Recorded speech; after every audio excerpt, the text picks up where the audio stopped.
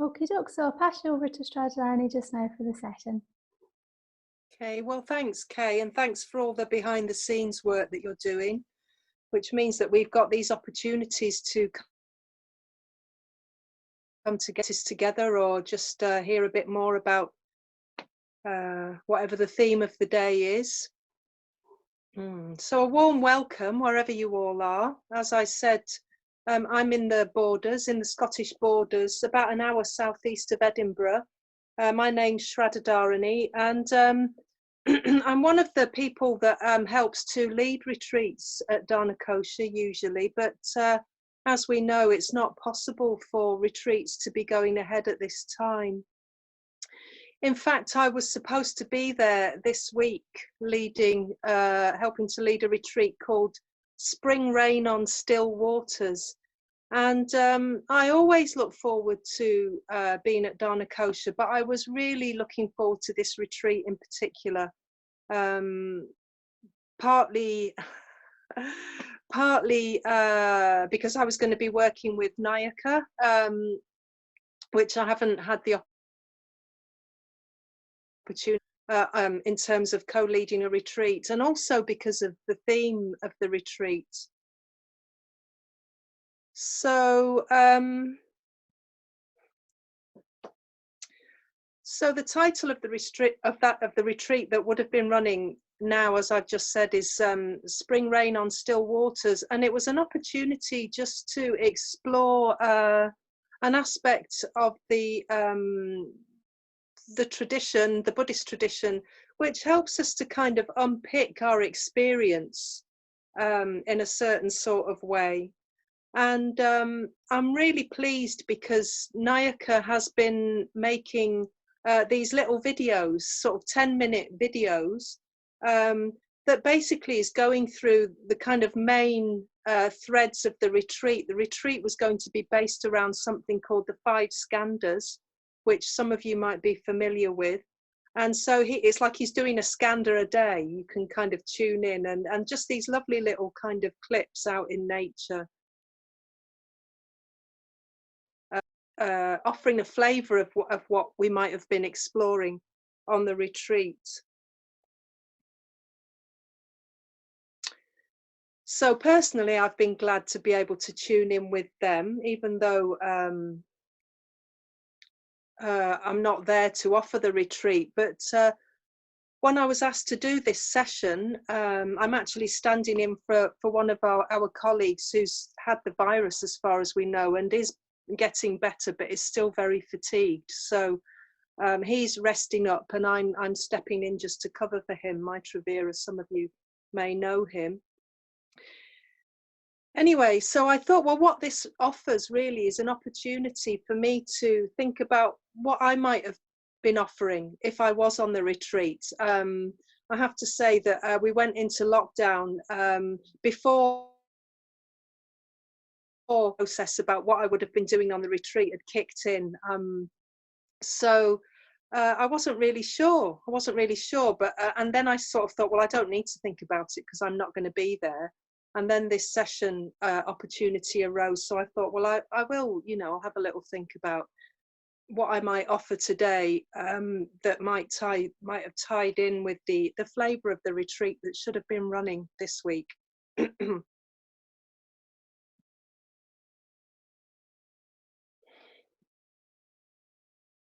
So this investigation of experience that Nayaka's been helping us to explore a little bit through his little videos.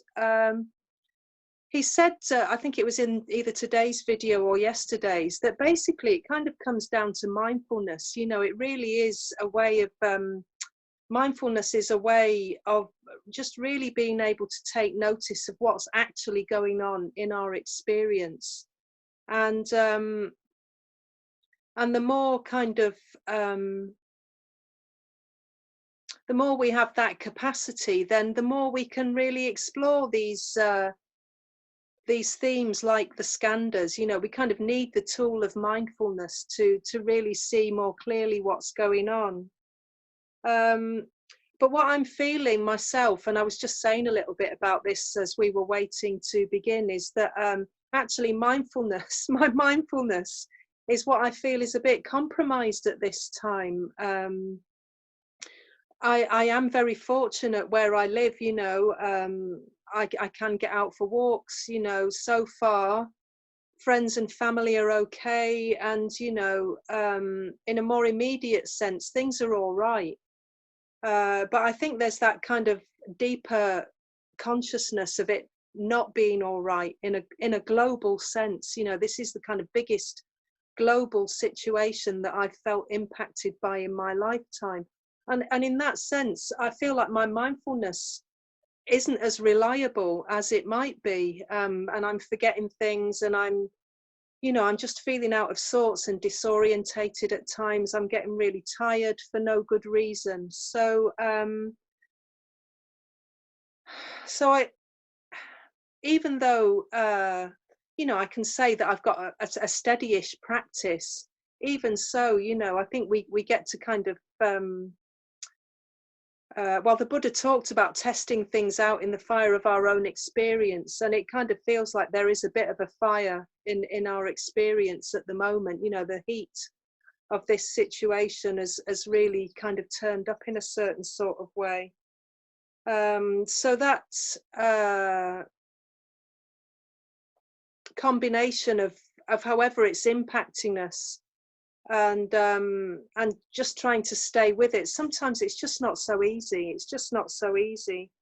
And so most of us will probably know that there are meditation practices that generally speaking help us. You know, we have mindfulness practices. We have within the Triratna situation the specific practice of the mindfulness of breathing, which you know, is a very helpful way to kind of bring us back into a kind of a more sustained relationship with ourselves and what's going on. But even that's not easy. You know, it's not easy even to do those practices when we're just feeling generally unsettled. So when I was thinking about what to do today, I kind of thought, well, yes, mindfulness is helpful, but there's almost like there's a kind of calmness that's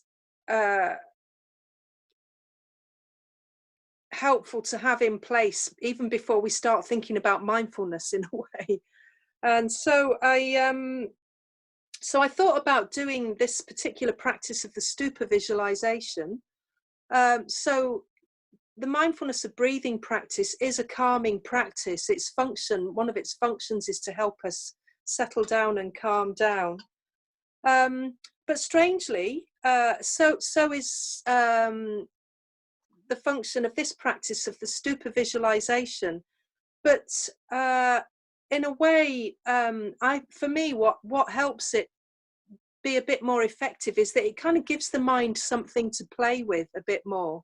So in the mindfulness of breathing, as some of us may know to do it, we have the counting as what we do to help give the mind something to do to help us to settle. And then we kind of drop the counting because hopefully we've sort of stabilized enough to kind of get on with just being with the breath. And for me at the moment, there's no guarantee that that is the case, you know, that things have settled down enough. So the Stupa Visualization gives the mind something to play with right the way through the practice. And I'll say a bit more about that in a minute. And personally, I kind of feel that opportunities for my mind to be a bit more sort of active and playful and creative are what I'm finding difficult at the moment. It's like I'm kind of maintaining a base level of kind of keeping it together, but it's a bit kind of dry in a way. It's like, okay, I'm keeping it together, you know. It's like I'm doing all the basics, and there's this kind of slight thirst for something a bit more colourful, I suppose. So that's another reason why I thought this practice would be a good one to do, because it really it introduces colour as an aspect of what we're kind of conjuring up in the mind. So so that's a kind of outline of why I thought it would be a good thing to do. And the other thing is that it kind of ties in a bit with the wider theme of Earth Day, which I think was yesterday or the day before. Some people might have been aware of that. And so I think there's something about that connection with, you know, the ingredients of what everything is made up of, and an opportunity just to appreciate them, that this practice also gives. So it kind of ticks a lot of boxes, and I know I don't really need to sell it, but I think it's good just to kind of set the scene sometimes as to why, you know, it's not just a random, oh, you know, I think we'll do that today.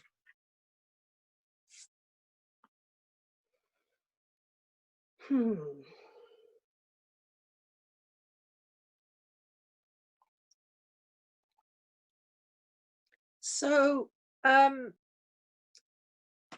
going to talk a little bit more specifically about the practice and about visualization, and then we're going to have a go at doing the practice. Some of you may have done it before, some of you may not, and it is a guided practice, so I will lead us through it. You know, don't worry that, you know, you're going to get a big load of instruction at the beginning that you somehow need to remember in order to do the practice. I'll just lead us through it, but with some space, so that, you know, there's something coming from me, but then there's an opportunity for you guys, well, for all of us to just have our own experience there.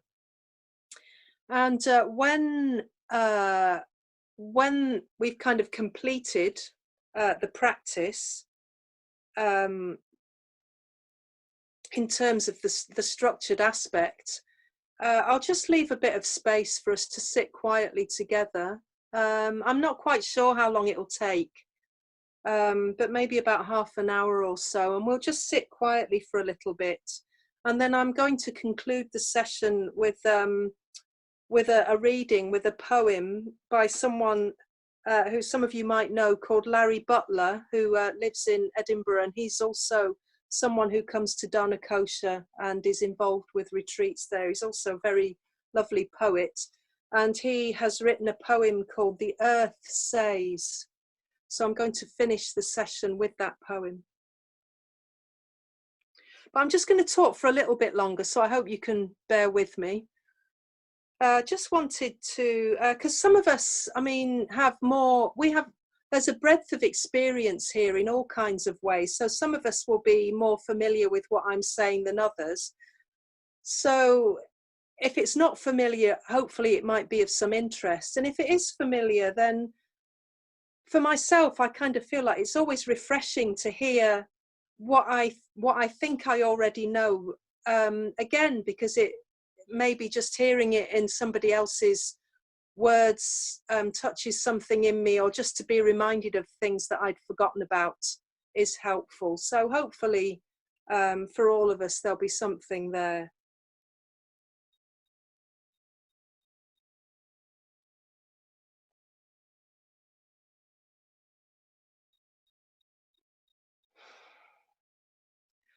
So, as many of us might already know, visualization practices are a big part of the Buddhist tradition. So we've got figures like the ones you can see behind me, and there are very elaborate visualization practices that go along with these kinds of figures, archetypal figures, and so on. And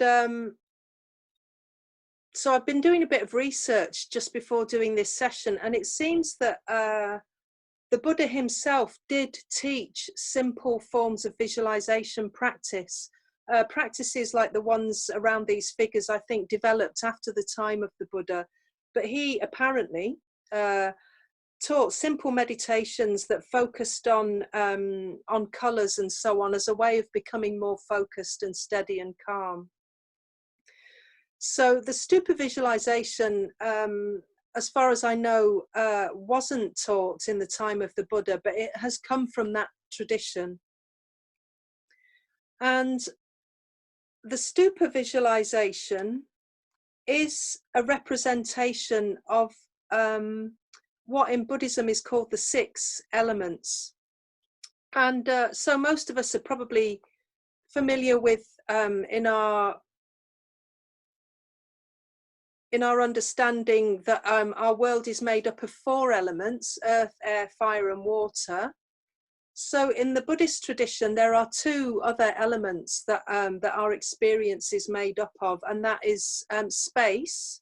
Everything arises in space, and consciousness, which is how we know that all these things are going on. So those 6 elements are all represented in the practice of the Stupa Visualization.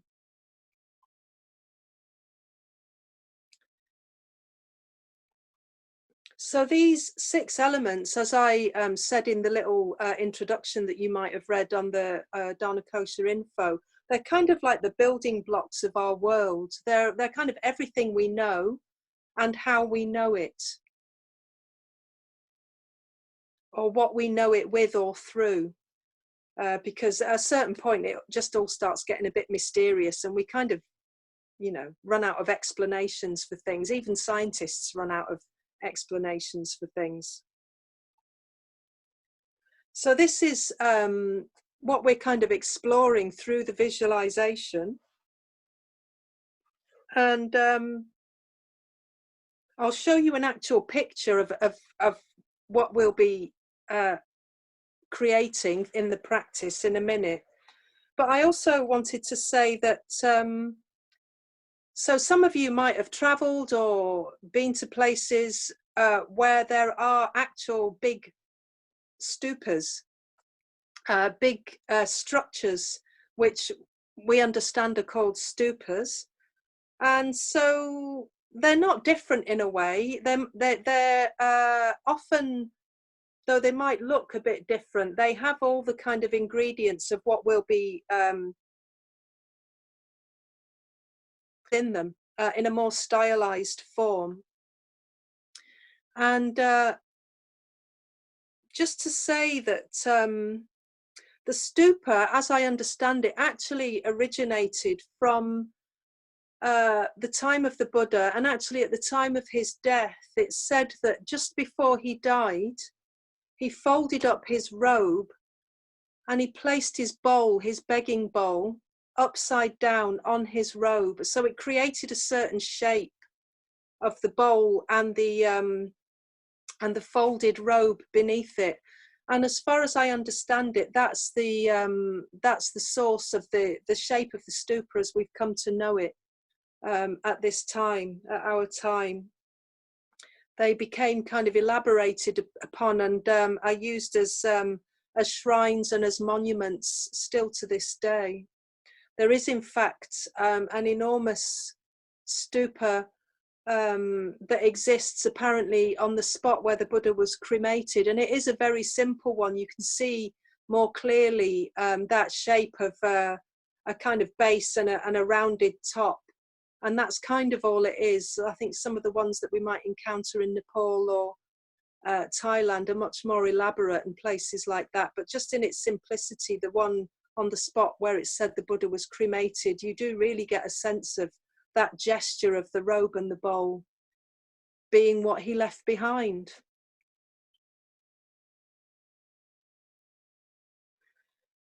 So as I've already said at the beginning, one of the hopefully one of the effects of this practice is that it has a calming quality to it, giving the mind something to do, to play with, to consider our experience in a certain sort of way, has a settling effect at its best. I'm not promising anything, but it also has a slight, some of us may be more aware of this word vipassana, or insight, meditation or experience. So although it's not explicitly an insight or vipassana practice, I think it's inevitable that it has a flavor of that, because we're looking at what everything is made up of, and that shows us something. So at its simplest, that is, you know, vipassana, or an opportunity for some degree of insight into the way things are.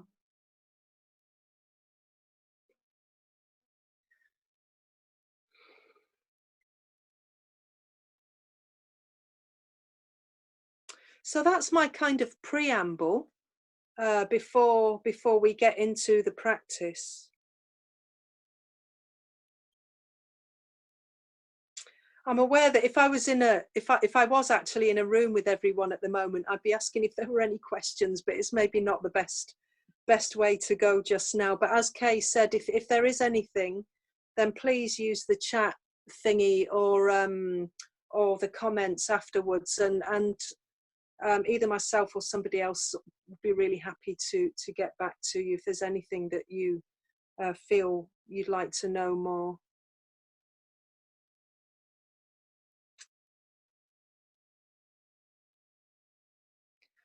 So I'm aware that some people have switched off their video cameras, so I'm not sure whether that means they're still there or not. And if they are, oh look, there's somebody's flashing. Oh yeah, there's yeah. Because, well, I just wanted to, I don't know if I can, I just wanted to hold up this this image. So this is the stupa image. These are kind of like the building blocks. You can see why, if you read the little bit of blurb, I talked about those blocks that when you were a kid, you'd kind of pile them up and then knock them down and, you know, just play around with them. So to me, there is something quite sort of childlike in the best way, and simple about these visual representations of our experience, the building blocks of what's going on, really. So these shapes are what we'll be kind of bringing to mind throughout the practice as we move through it. So I just thought I'd show you that in case it's helpful.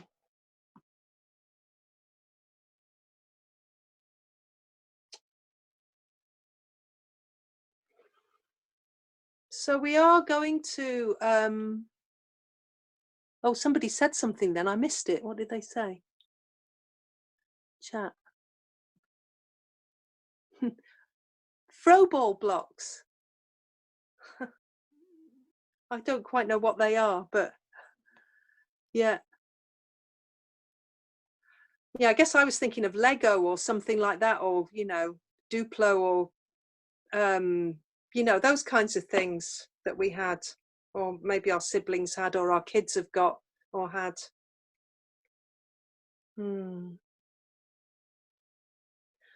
So as I said, we'll be going through this practice, and it'll probably take, I'm estimating about half an hour.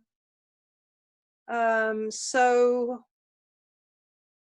I'm going to invite you just to get comfortable, and you may want to sit in, you know, actual meditation posture, whatever that means for you, or you may just want to be comfortable.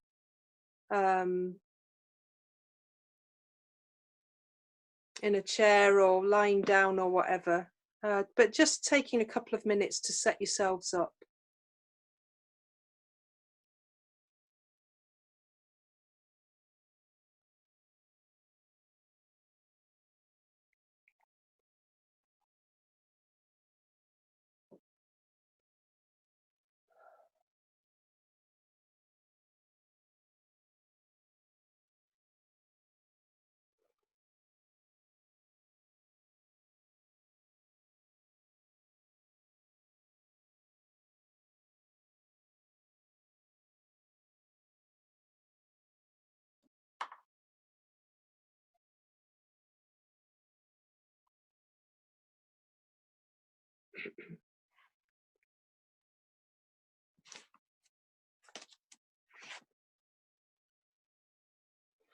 Okay.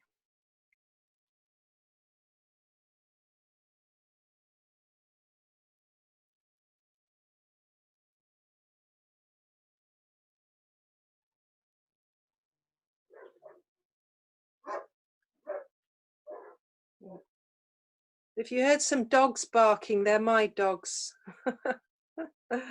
Every time the shepherd goes past on his quad bike, they have to have something to say about it. So that might happen throughout the practice.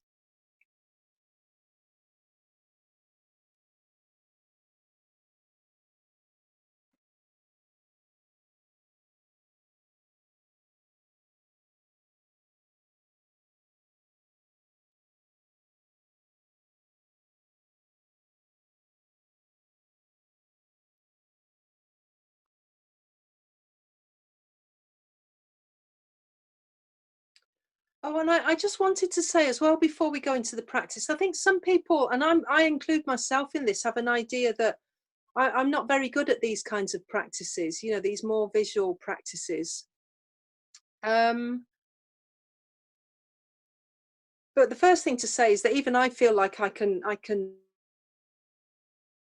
visual. And the other thing is just I think what visualization means for each of us is very different. For some people, it is a very clear visual image in the mind, and for others of us, it's just a bit more subtle. You know, it might not be like a photographic replica in our heads of the image, but there is a sense of what's being suggested. So I would just say, go with what comes for you, and don't feel like there's a right or wrong way of seeing this or experiencing this. You know, it's a very individual thing.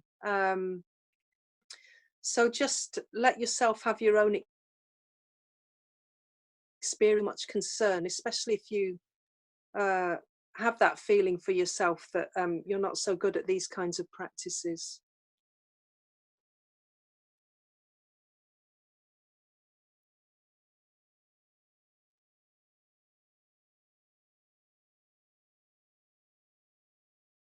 Okay, so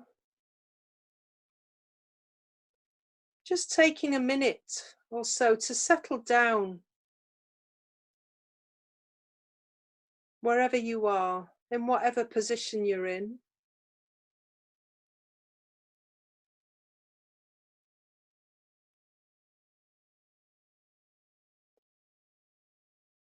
Really having a sense of turning towards your own experience of where you are now.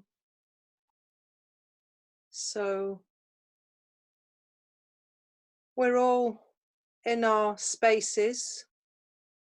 I'm guessing that for most of us, where we are now is where we think of as home, but it may not be.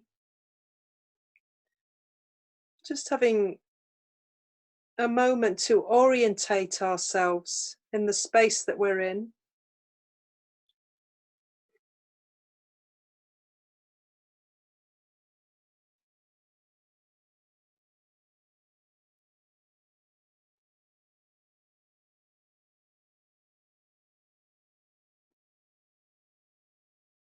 And then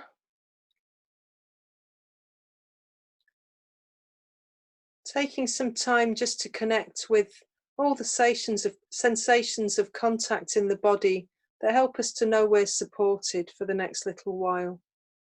So that's all the physical sensations where there is maybe chair, cushions, sofa, bed, floor, just where the body is making contact.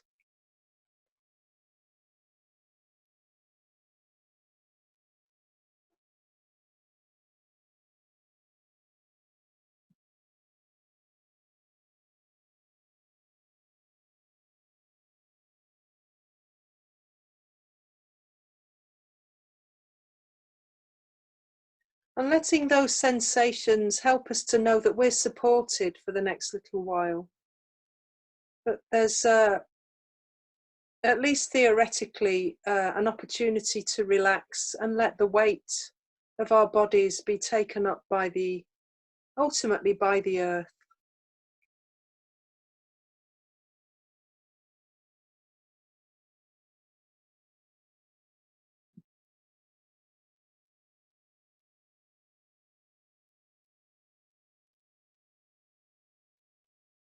So here we are in our space, supported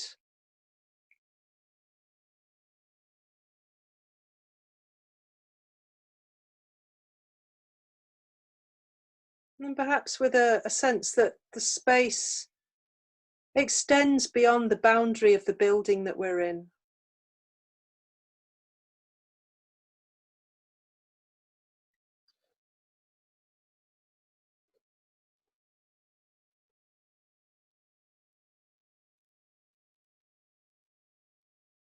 And that within that greater spaciousness, well, we're all there, we're all here. So we may be in our separate building spaces, but in terms of infinite space, the infinite space that's beyond the buildings, well, we're sharing this space still in a way that we would be if we were in the same room.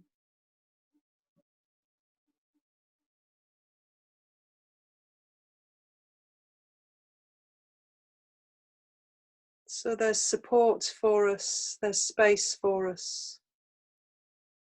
And perhaps just taking some breaths, some consciously deeper breaths, as a way of relaxing a bit more, coming into contact with our experience a bit more fully, before we move into the Stupa Visualization practice together.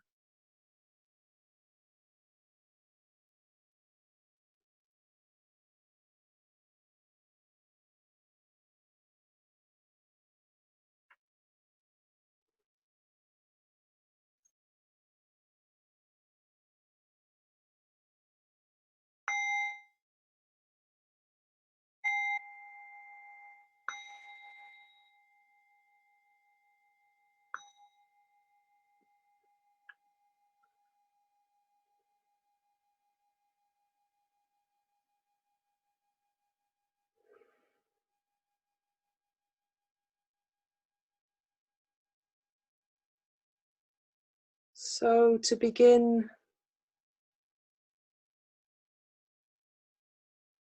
in some way, which actually isn't too difficult today, imagine a blue sky, a big blue sky.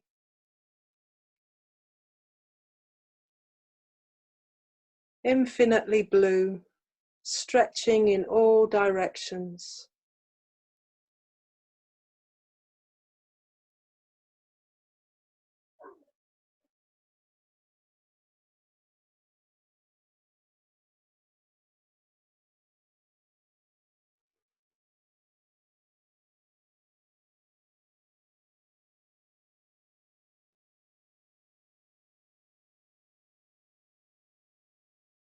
So this big blue sky is without beginning and without end.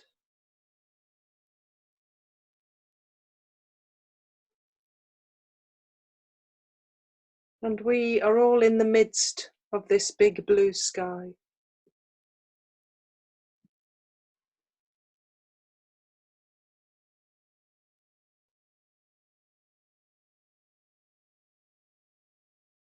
And this big blue sky represents consciousness.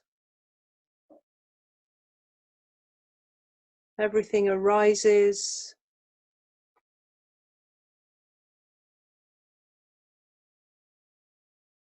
and everything fades away from the blue sky. Just as experiences arise and pass away.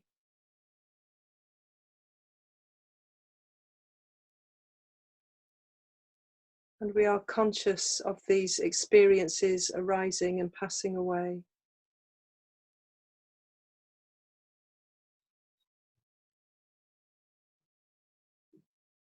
So the big blue sky.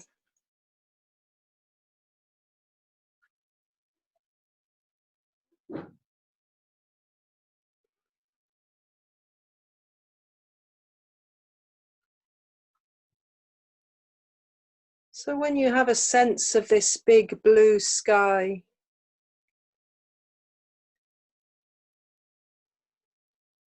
beginning to imagine a bright yellow square,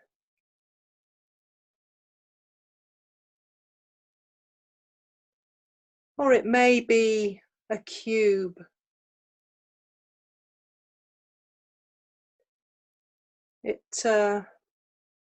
It may be different for each of us as to whether we're imagining in 2 or 3 dimensions, and really it doesn't matter either way.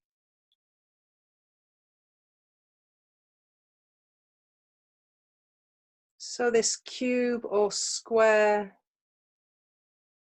it may be bright yellow, it may have a more ochre quality to it. Just using our imagination and letting it be what it is for us, but something along the lines of a square or cube with yellowness as its colour.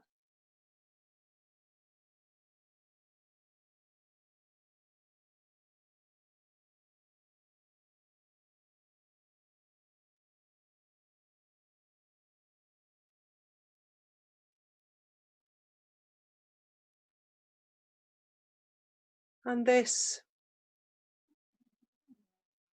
square is the base of our stupa, and it represents the element earth.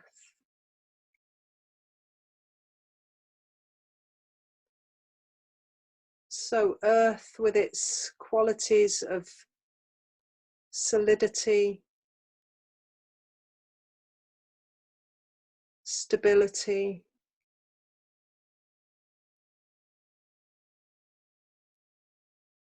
a hardness which can be of benefit,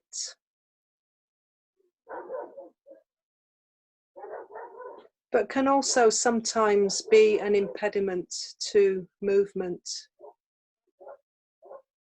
So just seeing what qualities of earth we personally feel are associated with this visual representation of the yellow square.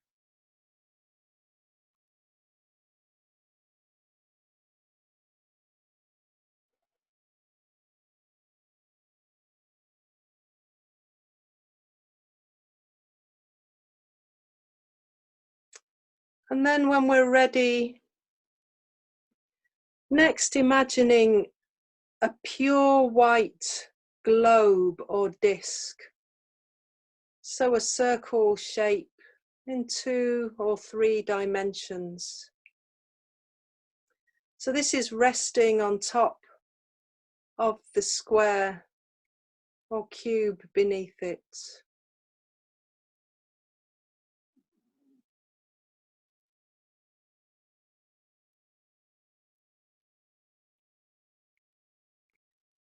So perhaps calling to mind the bright whiteness of illuminated.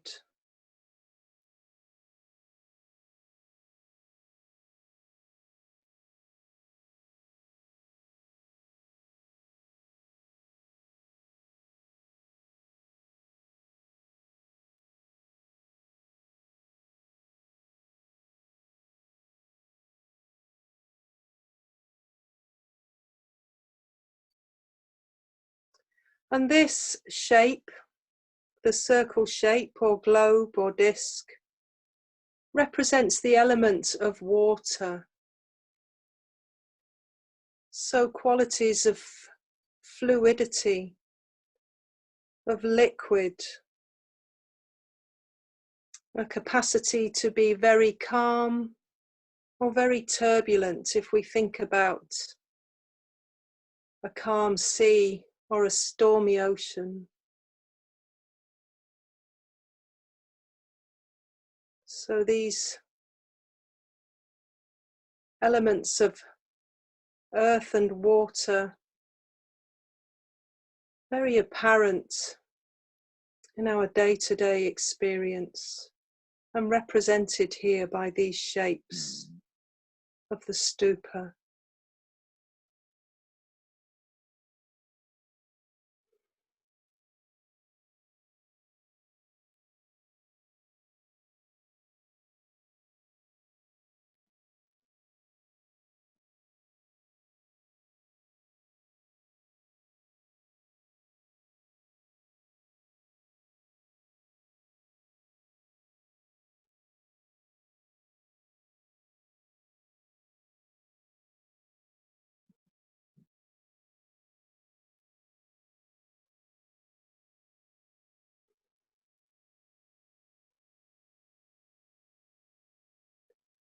And then building on the square of earth and the circle of water, now we have a bright red cone or triangle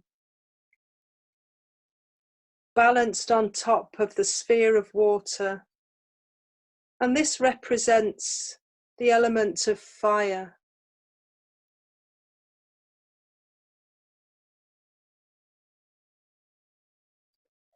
So imagining those qualities of heat, of warmth, fire as our friend, and fire which has the capacity of destruction also.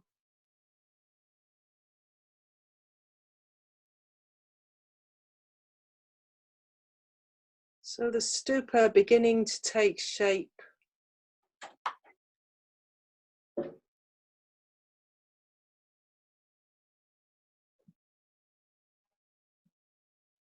Qualities of elements of earth, water, fire now represented, all within the big blue sky.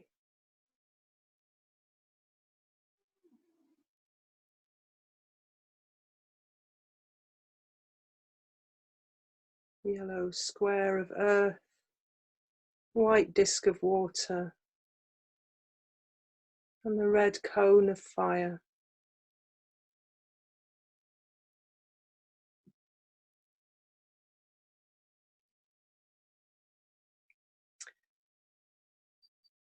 And then balanced delicately on top of the tip of the cone or triangle, however we've imagined it, balancing on that tip, there is now a crescent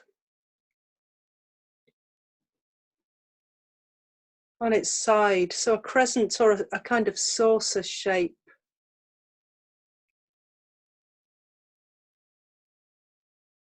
And the colour of this shape is a delicate pale green. And right now we're surrounded by trees coming into leaf. And that delicate pale greenness represented by the new leaves that we're seeing.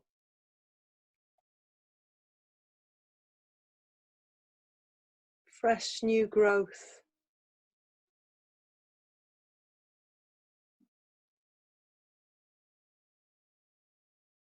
So this pale green crescent or saucer shape represents the element of air.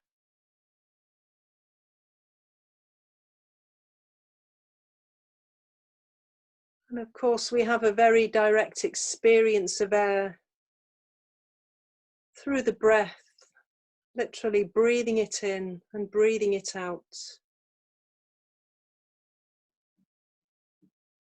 but also other experiences of air, cool breezes, fierce winds. So just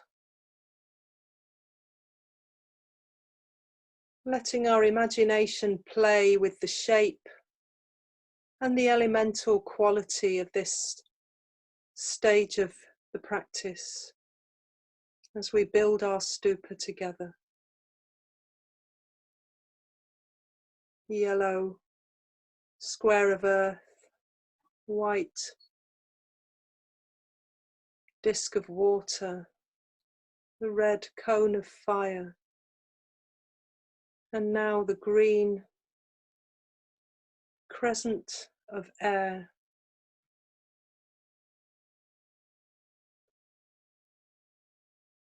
In whatever way we can, just holding these images together in our mind to make our own personal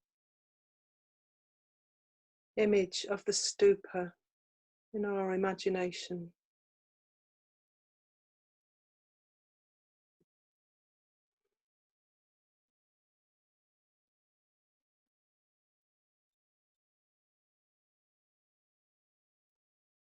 So now balanced at the very top of our stupa,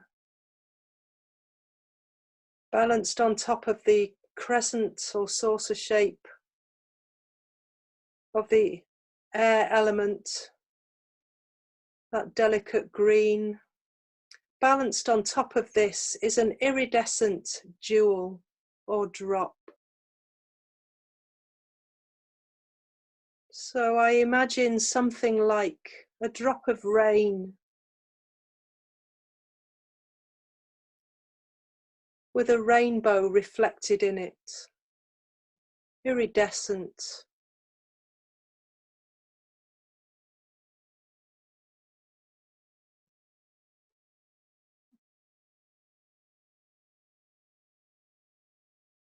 So our own version of this atop of our stupa.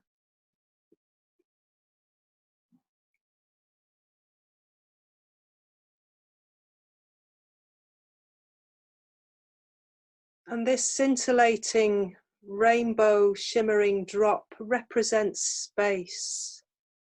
Somehow mysteriously it represents the space that everything happens within.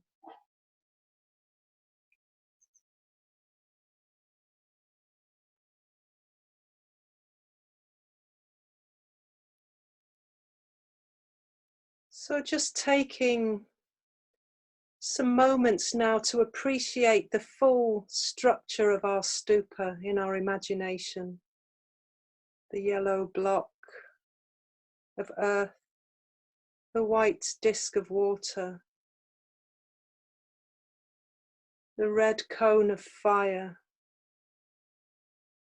the green dish or crescent of air, and the shimmering rainbow jewel or drop of space. All of it within the infinite blue sky of our awareness. Just holding it there for a few moments.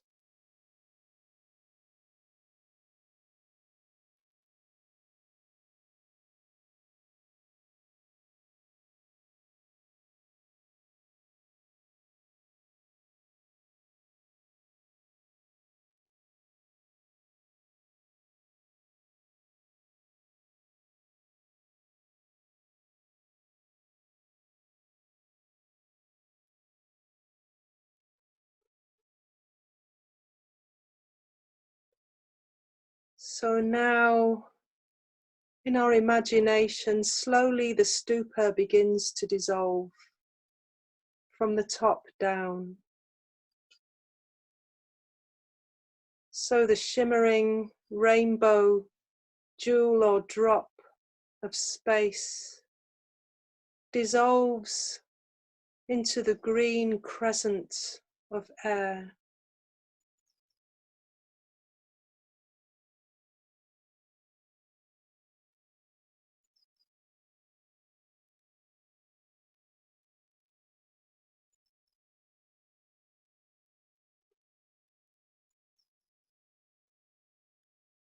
And the crescent of air dissolves down into the red cone of fire.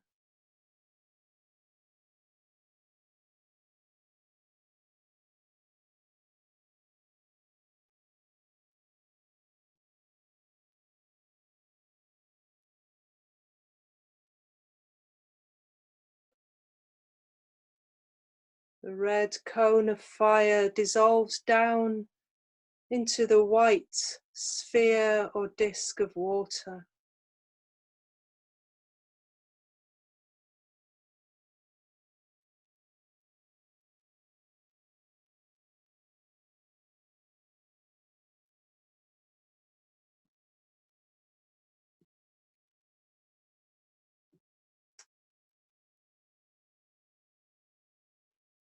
And the sphere of water dissolves down into the yellow cube or square of earth.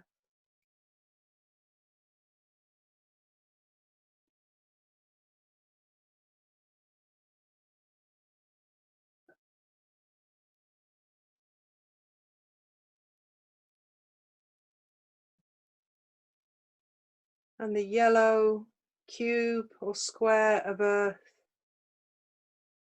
dissolves into the blue sky until we're just resting together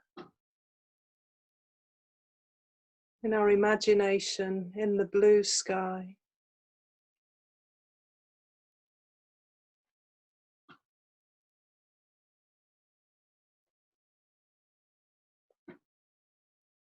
And then finally the blue sky also dissolves and we find ourselves once more surrounded with the familiarity of our space. Just taking a couple of minutes just to settle back into more direct experience of the cushion of the ground.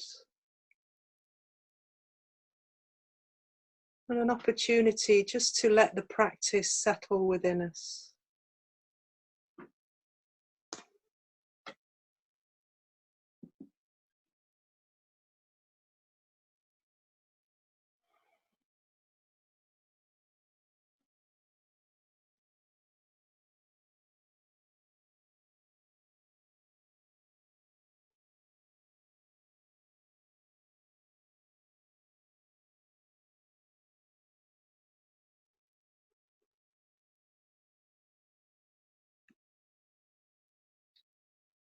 And just to finish this poem by Larry. The earth says, keep still, stay put and listen to the roar of silence. Hold on and root deep for treasure. Feel the sap rising through your bones. Wait and see what happens. The river says, keep flowing into the locks, swirling and swelling and swishing. Keep floating down, down and down, falling and carving the mountains down to the beautiful sea. The trees say, keep rooting, rooting and rising into sky. Spread out your arms to embrace everything. Breathe deep, deeper with each falling leaf.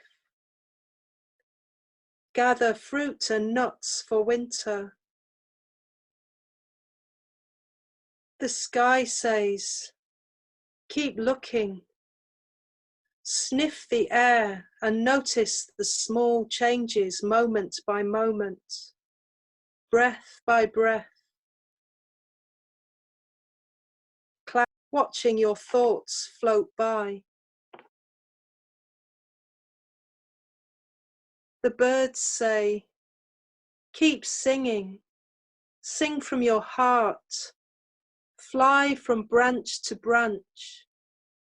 Stay curious, stay light, start fresh, each year with a new nest, then be patient and sit on your... The sun says, keep smiling, smile at your reflection on still water. From dawn to dusk, go outside, out to play with light and shadow. In the day-long dazzle, leaping through thin air. The compost heap says, keep rotting, decomposing, turning, burning. Digest everything that comes your way. Keep returning to the earth. And the earth returns tenfold to you. The earth says, keep still, stay put, wait and see what happens next.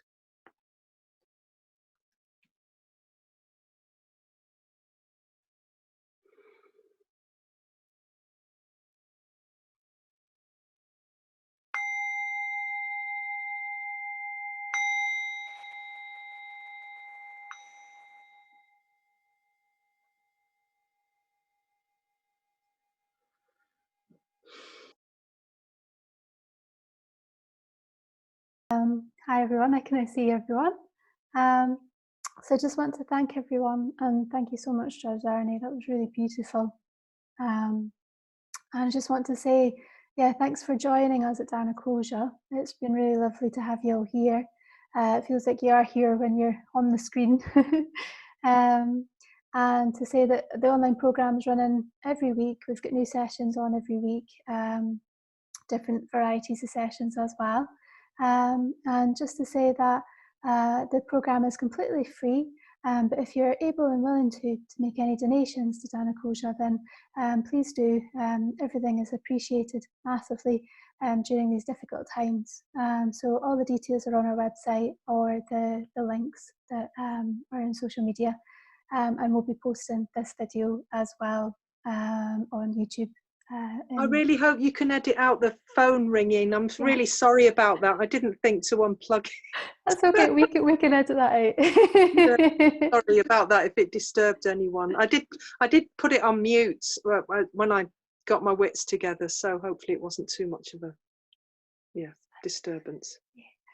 So what I'll do is I'll unmute everyone, and then we can kind of just say our goodbyes, and then you can just leave when you're ready. Okay. Yeah, well, thanks again for coming. Thanks everyone. Yeah, thank you very much. Thank you. Bye-bye. That was lovely. Beautiful. Bye. Bye. Take care, everyone. Thank you. Yeah, you're welcome. You're welcome. That's a great visualization, and the poem is beautiful. Thank you. Well, I didn't write it, but yeah, it was lovely to share it. Thank you. Yeah. Bye. Good to see you, Carol. Bye. Say hello to Elephant. I will. He's just here. Oh, good. Bye-bye. Bye.